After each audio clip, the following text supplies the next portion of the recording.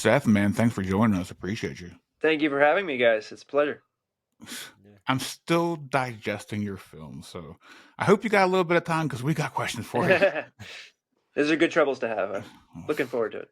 So the first question I got is, where in the hell did this story come from? Because your story of this film stuck with me the most. Like, where did you come up with this? So the genesis of this particular project is both practical and artistic. So this was actually the third thing I'd written to be a first movie. So I was really wanting to direct my first feature, and every time I'd write something, it would be a little bit too big to get financed. And so eventually, you're able to like raise 20%, but you're not able to raise the rest of it because you're a first-time director, and who's going to give you money? So this one was the product of, okay, these are the resources I have available to me. How can I make a movie with those? And so everything in the movie was sort of calibrated around those limitations. So you're in a cornfield, which is it's basically what is intrinsically cinematic that doesn't cost a lot and that is available to me. And so it's like, oh, guns, masks, cornfields, danger, suspense, that sort of thing. So all of that was written with that in mind, written with budget in mind. But on the artistic side, I'm from the Midwest, so I am very familiar with cornfields. They're a kind of constant presence, and there's particularly the golden harvest time cornfields are very evocative and beautiful. And I had a couple of sort of kind of basic images that were in my head for what might transpire in a cornfield, what kind of figures might be interacting with them in a story, and from those sort of images, you sort of jump off the narrative from there. And I also wanted to do this chapter structure thing where you starting deep into the story already, and then you go back and see everything. So everything sort of naturally progressed from that. Okay, because Yep. I was like, my next question was the chapters. When I Yeah. saw the chapters, and I was like, all right, we're going to go back in the timeline and then Right. work our way up to Yeah. now. Which I appreciate your format better than anything else because we get the start, but then we get everything before, and then you get present. Like, was that Yeah. always your intention to do it like that, like the whole chapters? Yeah, there was never a version of the movie that wasn't in that order. And I think that there's something about chapters that appeals to me anyway. I mean, obviously there's Tarantino influences, but the idea of chapters is that you get to do this sort of one piece of it, and it's its own entity, and then you get to move on to the next one and do that as its own entity. And so there's something, continuous stories are great as well, and I've written a lot of those, but the chapter structure was really appealing for this because you can sort of change tone with the chapters as well, and sort of do sort of three different movies within the same movie. Yeah. And that was appealing as as a filmmaker, and you get to stretch different muscles. Like the first chapter is very suspense oriented and there's not a lot of dialogue, and the second chapter is more horror influenced and more of a home invasion piece, and then the third chapter is what the third chapter is. So yeah. It's like Yeah. that's why I enjoyed your film, because it was like three movies rolled into one. Mm. And then the one big question I got is, where was this filmed at? Because there Yes. was nothing around you. Well, again, the budgetary helpfulness of corn is that once you're in the corn, it's basically, so I liken it to shooting in a library. So once you're in the corn, it's sort of like you're in a row of books, and you can see down the row of books, but you can't see across you can't see very far across the other rows. And so Yep. we could really go anywhere in the cornfield, and you wouldn't see hardly anything if we were careful. And so we mostly shot. We're I'm based in rural Ohio, and we've shot near where I live. In fact, one of the main cornfields is basically my next door neighbor, and you just go and ask the neighbors, can we shoot here on these dates? And cornfields are relatively easy to find, but the timing of them was a little tricky because we wanted to get them right at this harvest time, and so you're already sort of guessing about that a little bit because it Yeah. comes at different times, and then you're also guessing when are they going to harvest the corn.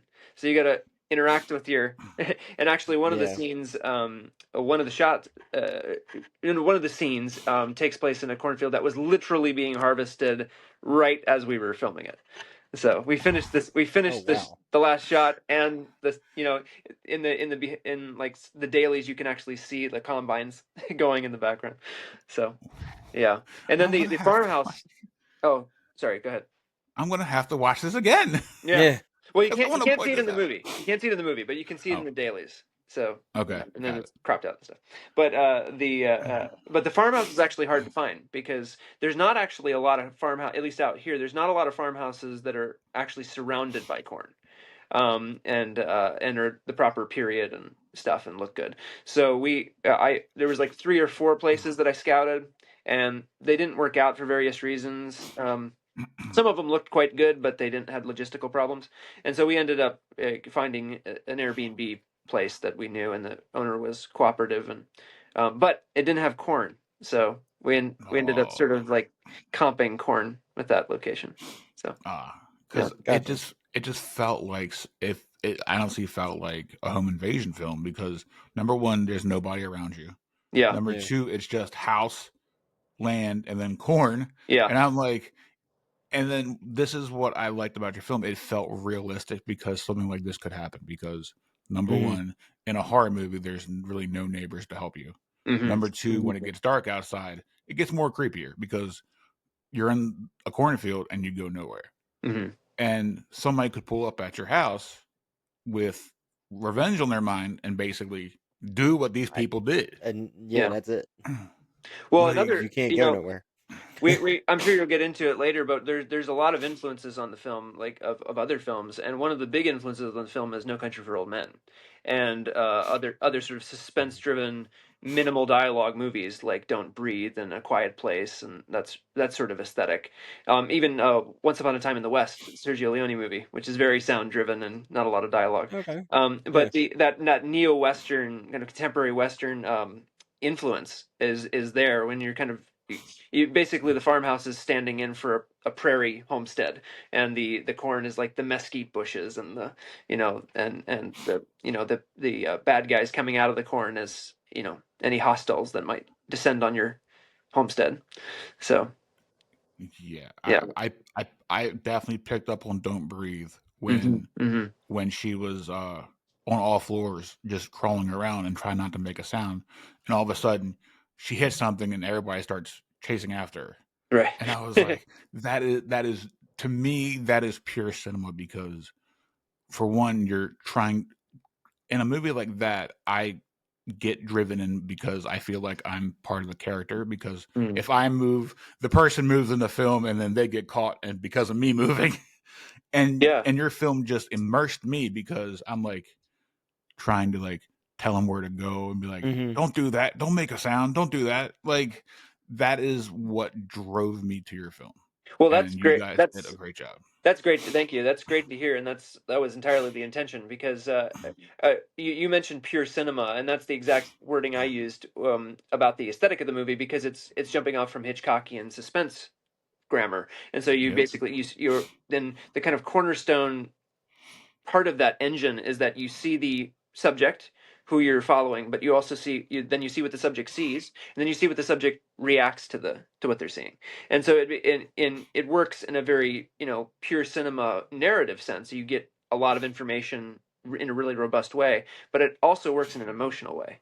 And because you're really tightly with the character, and so as it turned, as the limitations of small budgets, well, as you're aware, you don't always get all the shots you want. So there was a lot more shots that were more atmospheric, where you're sort of higher up and sort of seeing a more God's eye view of things and seeing like where everybody is geographically. But Yeah. as Hmm. it happened, it's like it was actually a good thing that we didn't get some of those shots because you're really tightly with her in the corn. You're with Lucy, our main Yeah. character, and you really feel like you're with her journey. So Oh, I it was felt pleased like about that. we were over her shoulder the entire The time. whole Yeah, yeah, yeah. the entire movie. Yeah. All right, Brandon, what you got on your list? Because I can go for days over here. So so how easy was it for you to come up with a script like this? Um, This one didn't take a long time. I think it took. I have the exact dates on the draft, but I think it took about 3 weeks of writing, and because it was. This is what I know what it took. It took 15 days of writing, and it's what I call a kind of mechanism movie because it's built with this. It's built to work in this way, and so it was very kind of. I think it reads well as a script, but it doesn't. It's not flowery. It's very like to the point, and everything is in time. So you start with like she wakes up, she looks around, she turns on her side. She's like everything is very spelled out in that way. And so that was how I approached it, and then I knew I was going to be basically. I'm not the producer of the film, but I was going to be working very closely with the production of the film and making actualizing it because it's a very small movie, and so from that I wrote another work later that year, but I knew I was going to be shooting at the end of the year, so we went into pre-production and sort of like basically this hardware store mentality of wrangling all of the everything that's actually going to be on the screen, everything you're actually going to use to make a movie, and you just have this big checklist to do it. And so that was on the script side, and then there is also, as you said, before we were talking, you said you liked how it was shot, and it was shot on film, so that would helps. And so making that possible and doing that work, that was all sort of intrinsic to the scripting process, and you pick and choose what you get a sense of what's going to take a long time and what's not, and sometimes you're wrong, but that was the the North Star. Yeah. So the entire film was shot on, or the entire movie was shot on film? Yes, sir. Super 35 millimeter. So. Holy shit! Wow. Wow, that is some. I'm speechless right now. That is some good work and outstanding camera angles and everything that you did with what you did. Thank you. I have to give credit to my cinematographer and producer Corey Weintraub. He's a great shooter, and we had a good time doing film. So Kodak's good to work with. They make it. They try to make it easy on small filmmakers. So. I'm gonna need a second because I needed to digest this more. Because now I need to watch it again and be like, "This was shot on 35 millimeter film." Yeah, the entire film. The entire film. So not like just a shot here or a shot there. It's the entire film. Entire film. Okay. I have to come clean. There's one part that's not, which is the material on the TV. The TV. Oh well, that. Because there was that. But. Yeah, but there was like a technical thing where I didn't have the ability to record sound, but I didn't have a sound guy for shooting that part of it. I had to do it myself. So I had to I just have to shoot this digitally and get the material. But that doesn't really count. That's not. It's not. Like, that doesn't the entire movie shot. The entire film is still shot in 35 millimeter. Yeah. Fine. One thing. Come on now. Yeah. I don't count. You gotta give me that one. Yeah. You're fine. So the next question I got, I don't want to say I don't want to say characters' names. I don't want to see anything else. No. You can say character names. Yeah. So you play Denim in your own film. Yes, sir. So you're directing this film and you're in the film. Like, how does that work out for you? Do you rather be the director or would you rather be acting, or do you like doing double? Hey, so your eyes when you're in paper over there. Sorry. I enjoyed playing the part. When I wrote the part, I wasn't necessarily thinking of playing it, but as it went down the line in pre-production, I was like, I kind of know what I want to do with this. It's one less part to have to cast. It's more like it was kind of logistically made sense, and I sort of knew what I wanted to do with it. So that it was fun to do, and I think it came out pretty well. Others will have to be the judge, but the logistics of doing it on set was a little bit hectic because we were just moving so fast about everything, and when you're shooting on film, at least with our setup, we didn't have playback, so we couldn't see things once we shot them. Like you just see them on the monitor, you see them in your eyepiece, but you don't have a playback mechanism. So basically they had these little like old radio. They have a little antenna on them that are monitors, and it's almost like a little radio. And so that was my director's monitor most of the time. But when I was acting, if it was a part where if I really needed to see what it looked like, they would film the monitor with like an iPhone and show me, and then they'd like play it back and okay, we got it, or we need to do it again. So yeah, What? yeah. Yeah. It's a little bit of an intricate process, but That yeah, is we had crazy. like one onboard monitor that's on the camera that we were looking at, and then we had this like actually we had a couple other ones, but we had this like little transistor radio looking thing that was our director's monitor. So it was pretty small, but What? yeah. We just went from 35 millimeters to little hand monitors from like 1995. You got to do what you got to do, man. Yeah. Holy crap! Yeah. You are taking my love for your film to a next Another level here level. because Yeah. like you're speaking to my soul because I remember the 35 millimeter cameras. I remember the little handhold antennas when you didn't have cable television type stuff and you had to find uh like a reliable channel input and you still had like the snow on the screen and whatnot. So I know exactly what you're talking about Yeah. right now. Well, and the camera crew were great. We really lucked out on the people we were able to get for this, and they were really great about sourcing things. So if something wasn't part of our package that we were renting, they'd also find things on eBay and get things fixed and everything that needed to happen. So Genius. Yeah. You are an absolute genius. Like that's all I can say. Well, Because we also should talk. We should give a shout out to our Steadicam operator Nolan Rudy because he absolutely we worked him to death and he absolutely killed it. Because it's hard to do like running Steadicam shots in a cornfield. So I bet with a 50-pound camera. So. Yeah. I'm good. Brandon, you take it away for a minute because I gotta breathe for a minute. Yeah.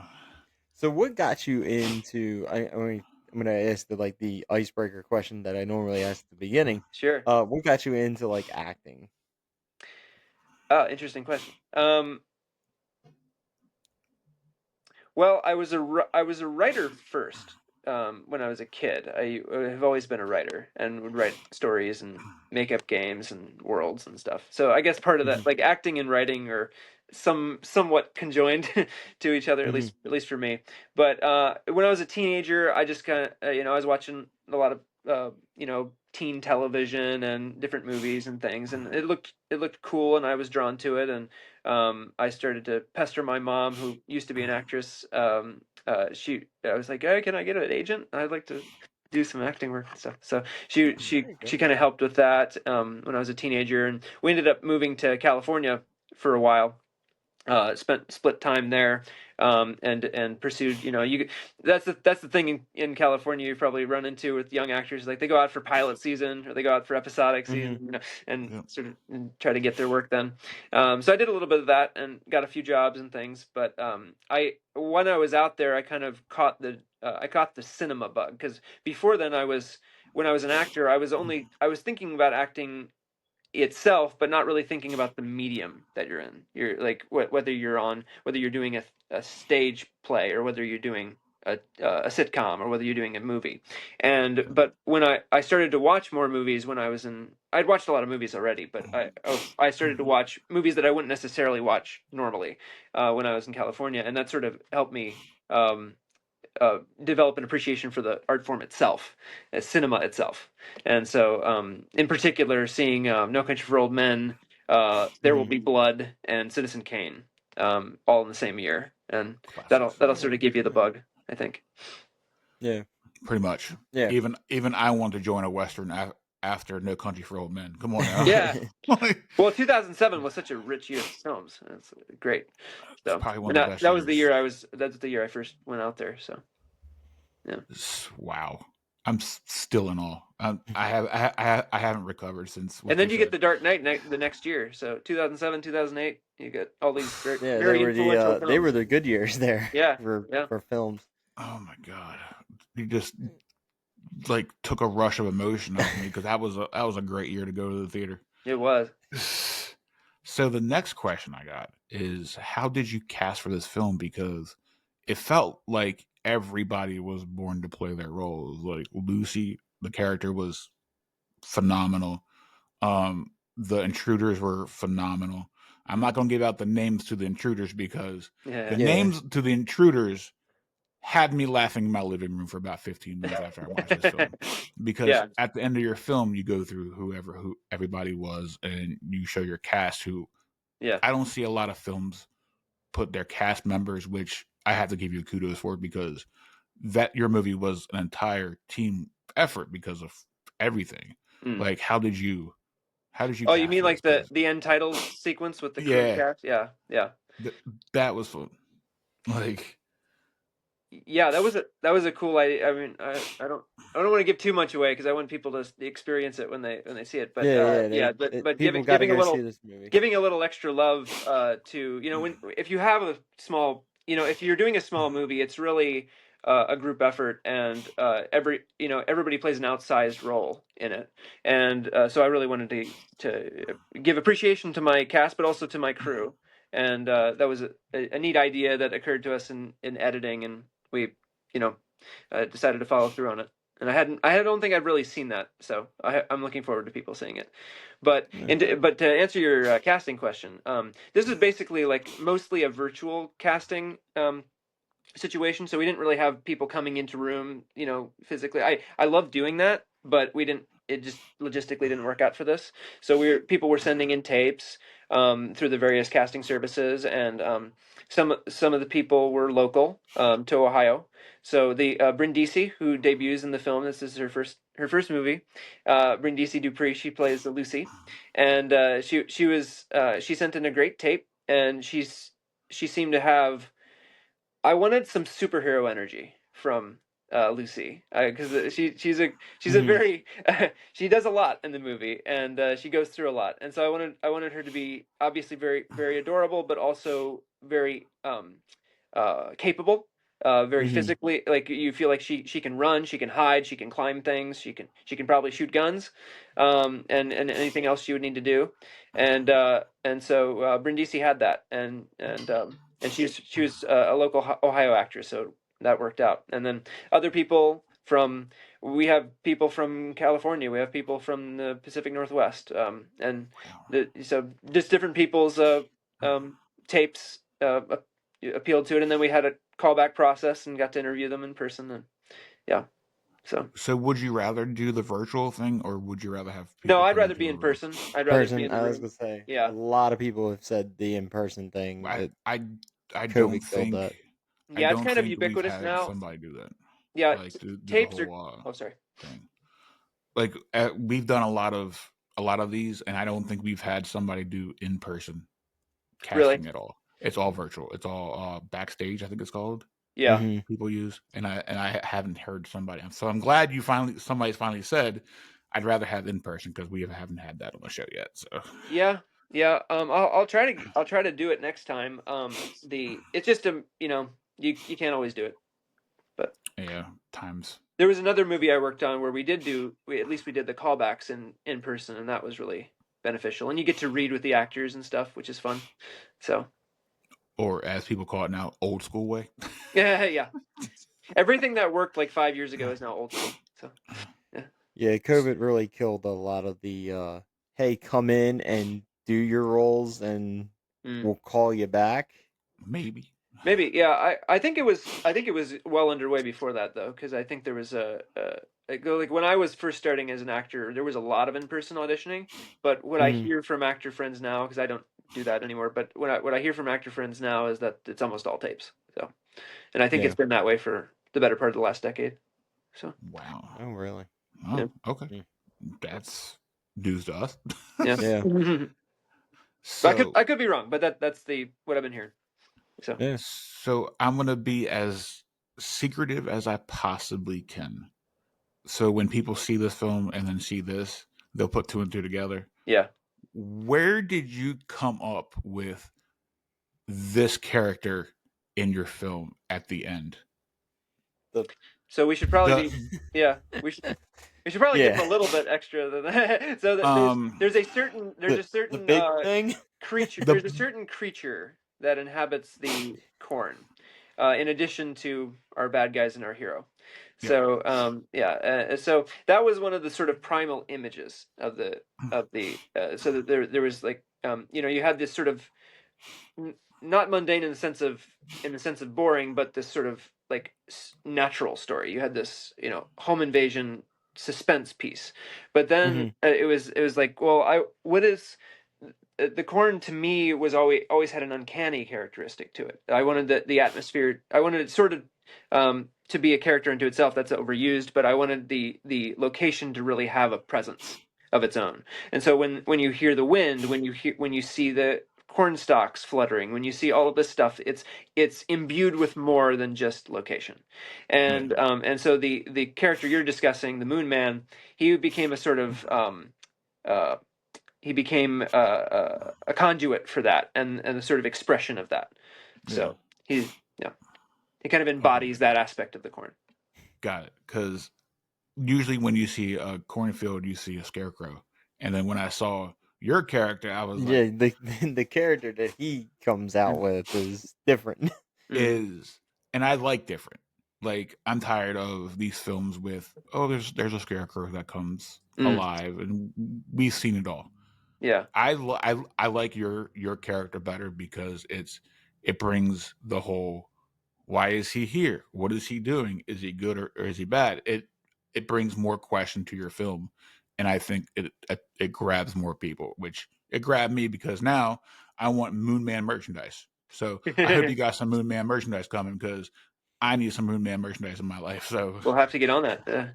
because is there going to be a sequel? Or is there going to be a prequel? Like, where are we going here? Because I know you're not done cooking this yet, because I need more. Yeah. He's ducking over here. I see him looking away. All things are on the table and dependent on current success. So hopefully people will respond to the film like you have, and will support the movie, and hopefully we'll get wide enough distribution and exposure so they'll have the opportunity to make it known. So go see this film. yes, we should probably since it's not in release yet, it's in the festival circuit now. So Okay. current at the time of recording, it's playing in Fright Fest on August 25th in London. So quite a trip. But it's also playing in Cincinnati at Horror Hound and in Albuquerque in September. So you're getting a full film circuit. Yeah. Well, Nice. there's more coming down the pike, but for now. So you don't have an actual like video on demand date or anything? It's an indie movie, so we haven't secured our distribution yet, but we're in talks about that, and we'll see what shape that takes. So when it becomes known, like a date, we'll have you back to promote the date and release and stuff. That might be cool. Yeah. So I just booked Marcus from your film to be on the show to help promote your film. So we got more coming from y'all. So nice. Now, if I owned a theater, I would just be like, "Hey, I want this movie played." Just bring me the film so I can play it. Yeah. But I don't own a theater, so we got to kind of push that into a theater somewhere. Life would be easier if we all owned theaters, but can't happen. Can't happen. Yeah. If Brandon owned a theater and he's just now telling me, and I've known him for a little bit, I think we would fight off air. Yeah, I'm just saying. Yeah. So, well, this movie was crafted with the big screen in mind.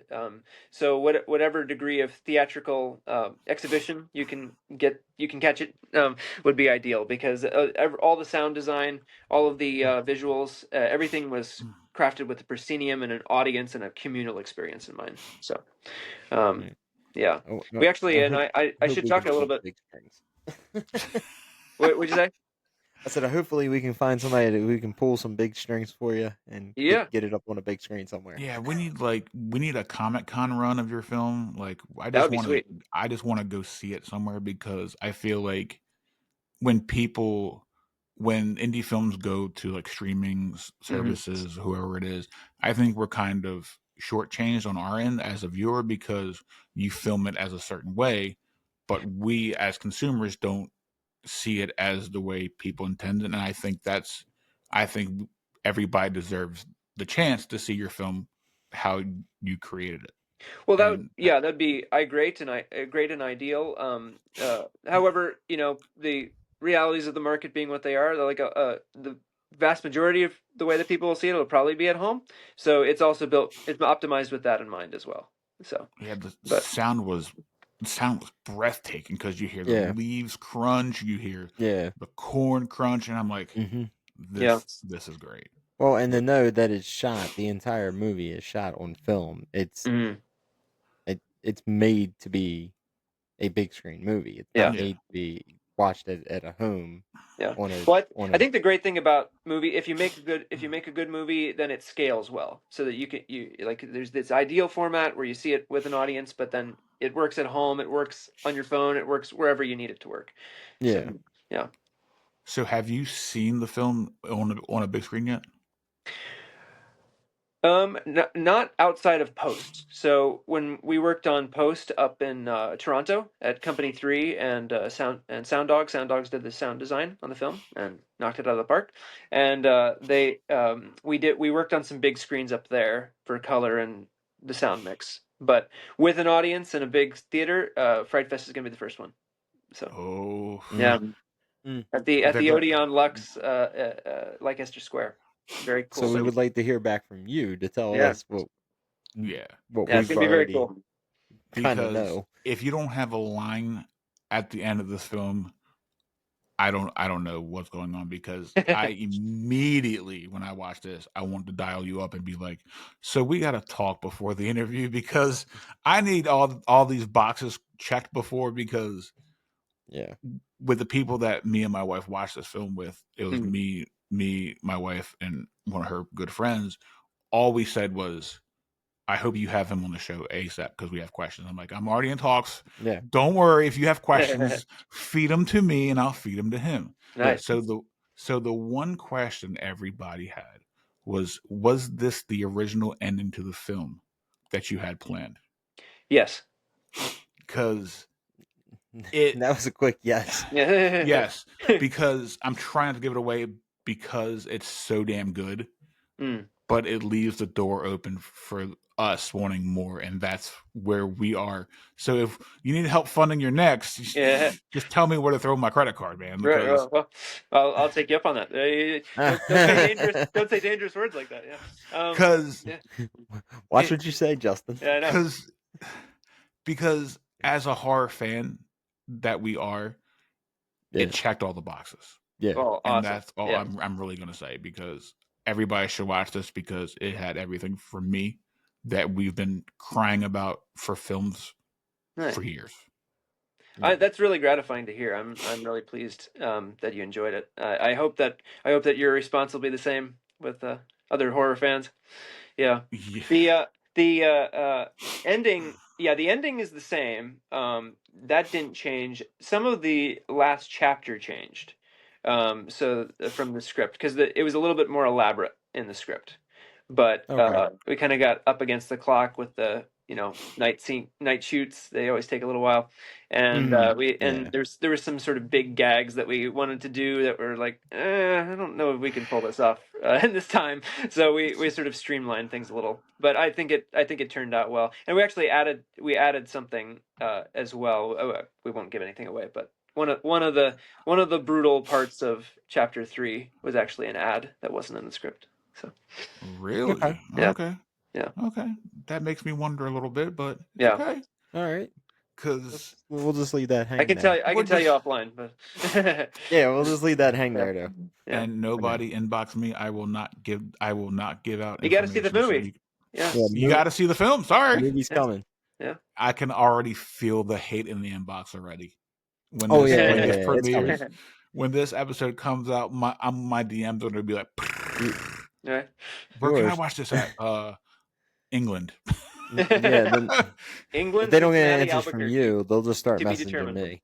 Yeah, Yeah, London and Albuquerque. If you're close to yeah. there, go see this film. Yeah.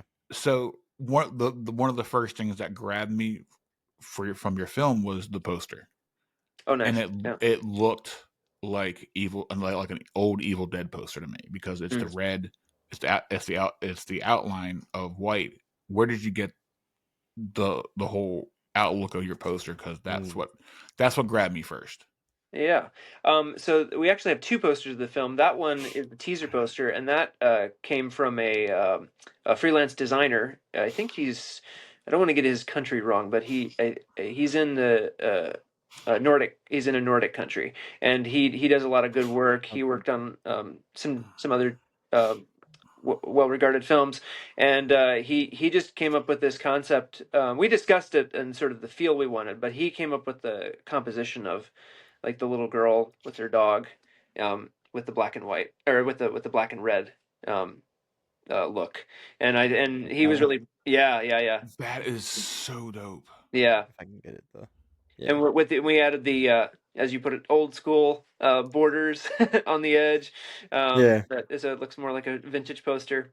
Um, but yeah, I was very pleased with it. We need it, when you're submitting to festivals, you also need things you need quick turnarounds on things because places have deadlines. So we actually needed a poster earlier than I anticipated. So I called, I sent him an email. Oh, can you get this done? He's like, yeah, yeah. So I think Yeah. it turned out really well. But we also we have a theatrical poster out as well with that they did a great job on as well. I Yeah. That's don't a think I've that's a seen little that bit one. more photorealistic. I Yeah, don't I think like I've them seen that both. I one. think they really did a good I don't job. think I've seen the other poster. I've seen that Yeah, one everywhere. The I've red seen one. that one mostly it's on our everywhere. it's on our Instagram and Facebook. But I'll send it to you Okay. if you don't have it. Yeah, Okay. And I'm gonna use the poster for the cover of this episode anyway do because it, that's man. what I usually do. Yeah, Because the poster deserves to be front and center because Yeah. that poster just screams nostalgia to me. So yeah. you already know. I know a lot of people are probably going to ask this after this episode goes out there and gets live. Where can we get a copy of the poster? That's being worked on. There's a couple of cool, not a lot, but there's a couple of little cool merchandising things that are in the pipeline. So you'll have Okay. to stay tuned about that. But it'll hopefully be soon. Okay. So when we know, y'all will know. No. Okay, Yeah. Mhm. because that poster deserves to be bought and put in the museum because that just screams Evil Dead, Children of the Corn esque to me. Yeah. Like Yeah. That's such a yeah, that one's, I kind of feel like that one's more the straight horror poster, and yep. the theatrical one's more like the suspense poster. But they both work as both.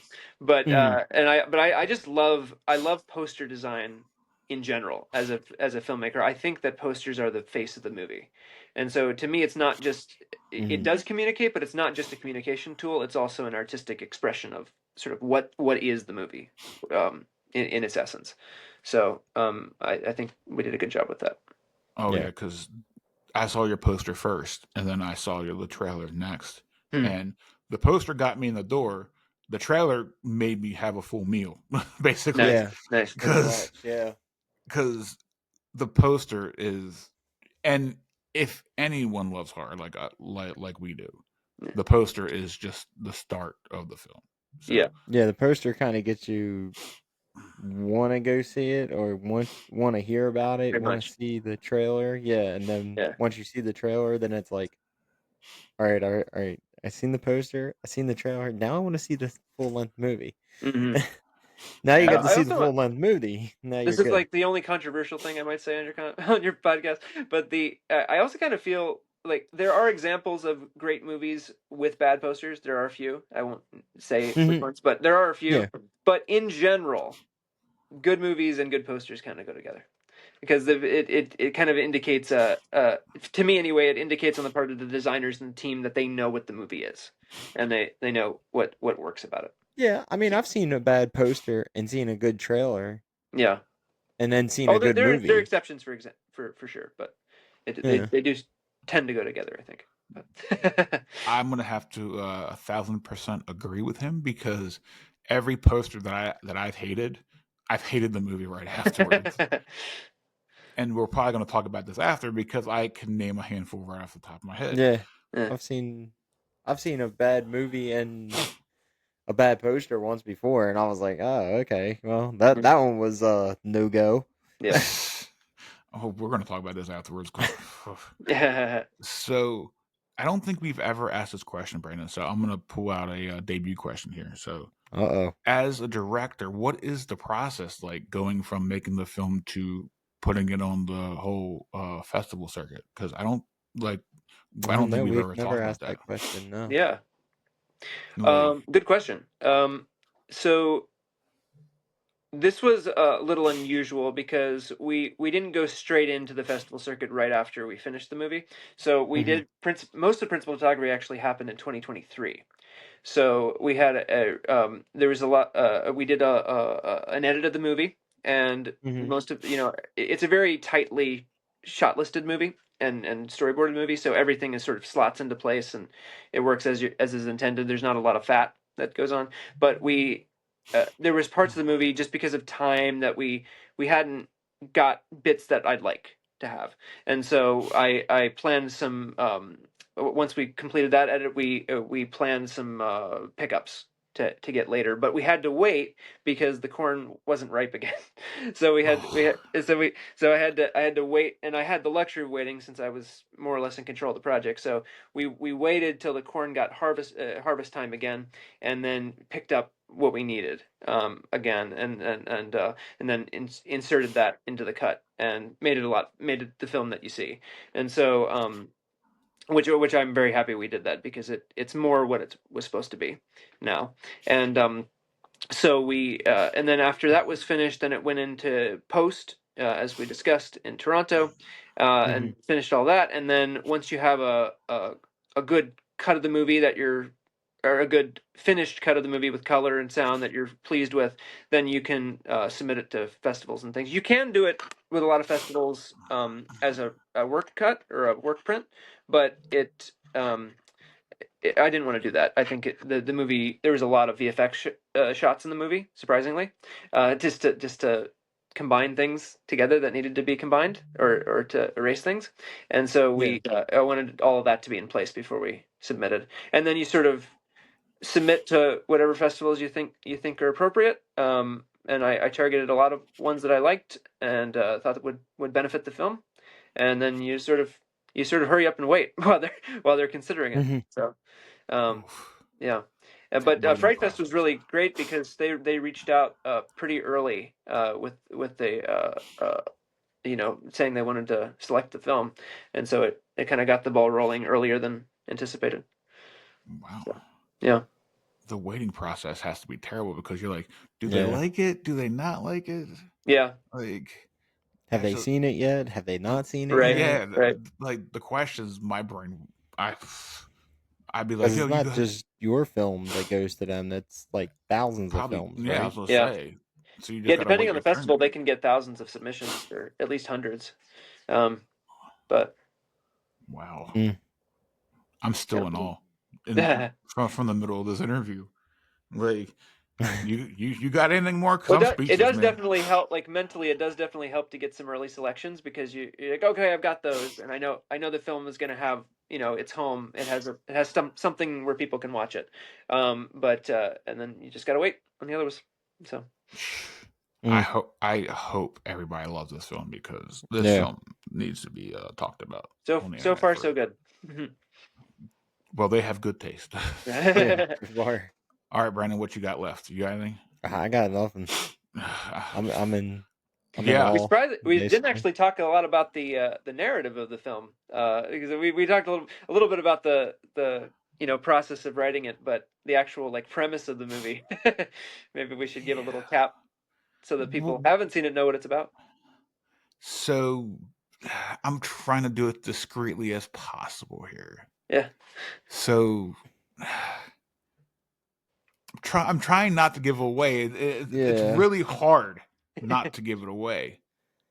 So Well, should I give a go at it? give a So go. yeah, so Yeah. basically the premise of the movie is that it's a little girl being chased by masked home invaders through a mysterious cornfield, Yep. and then it's following her journey through that, figuring out why she's there, and she being aided along the way by her family dog and this mysterious creature that occupies the area. So that's a good tease, I Yeah. think. Yeah. I was trying to be on that line and not give Yeah. away too much, but knowing. Yeah, I think I would gave away too much. I think I would have gave away too much more type thing. So yeah, that's why I couldn't. I don't think I could have touched on it As as best as No you worries. could have. Yeah, yeah, because it's a odd Tra- film to summarize. So yeah, basically trailer. Yeah. See the trailer, and yeah, you YouTube.com. Type in yeah the Rose. That's yeah all you the need, ruse. and then you got to support it at Albuquerque and London, England. yeah, London and Cincinnati at Horror Hound and Albuquerque. Those, if you see this film playing, go Go. see it, and then come back to us and tell us how right we are, and then email this guy over here and tell him how great he did. Mm-hmm. Yeah, but And if I Because could get and follow to us the on festivals, I would Instagram and Facebook and our website. We're at the Yes. we're at Yes, the Rose Movie ROWS the Rose Movie we're the Rose Movie on Instagram and Facebook, and then we've got rosemovie.com as our website. where can people follow you? Do you have an Instagram? I have an Instagram. I'm Seth _ Daly DALY at on Instagram. But then most of the stuff I don't post a lot that's not posted on the movie channels. So if you're following the channels, you're seeing what I'm doing pretty much. Got it. So go follow everybody, and when you see the film, tell him how great he did. That's what we need to do. We appreciate it. And when he has merchandise, we will divulge information so everybody can buy it. All that stuff. So stay tuned for an on-demand date, merchandise date, and wink, wink, maybe a sequel. Hopefully, maybe or prequel or prequel. I'll take anything at this point because when you watch the film, you'll see what I'm talking about. yeah. That's all I'm gonna say. Thank you so much. There could be places to go with it. We'll see. Yeah. Yeah. God, I needed to go places. Thank you, Seth, for taking time out of your day. Hey guys, thank you so much. This has been real fun. Yeah. Thank you so much, man. I'm Appreciate you. very pleased that you liked the film and that you wanted to have us on. Yeah. Of course. We'll talk soon, all right? All right. Take care, guys. You too, man.